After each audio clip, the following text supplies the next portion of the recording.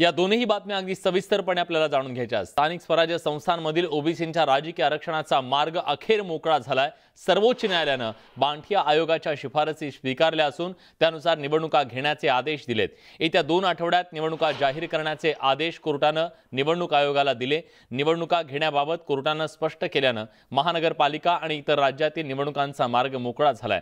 बांठिया आयोगाने राज्यात जिल्हानिहाय ओबीसी आरक्षणाची शिफारस केली होती। या सर्व शिफारसी कोर्टाने स्वीकारल्यात। त्यामुळे आता अनेक स्थानिक स्वराज्य संस्थांमधलं 27% आरक्षणाचा मार्ग मोकळा झालाय। ओबीसींसाठी हा एक अतिशय मोठा दिलासा मानला जातोय। ओबीसी आरक्षणासह निवडणुका घेण्याचे आदेश आज न्यायालयाने दिलेले आहेत। बघूया काय घडलं सुप्रीम कोर्टातल्या या सुप्रीम सुनावणीच्या दरम्यान। बांठिया अहवालानुसार पुढे निवडणुका घेण्याचे आदेश देण्यात आलेले आहेत। सर्वोच्च न्यायालयाच्या या निवडणूक आयोगाला सूचना, आधी निवडणुका घ्या मग आक्षेप घ्या असंही कोर्टाने म्हटलंय। 367 ठिकाणी निवडणुका घेण्याचे आदेश कोर्टाने दिलेत।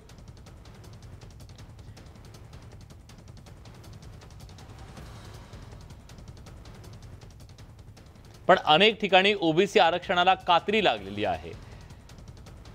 लोकसंख्येच्या नुसार ही आरक्षण देण्याचा निर्णय घेण्यात आलेला। ओबीसी आरक्षणाला कशी कात्री लागली बघा। ठाणे जिल्ह्यामध्ये 10.4% आरक्षण असेल,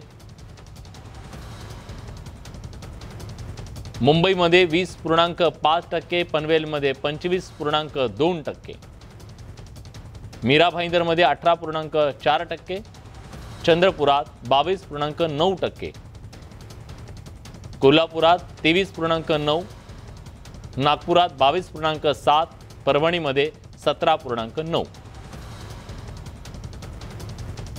तर सरसकट जे 27% आरक्षण होतं त्याला कात्री लागलेली आहे।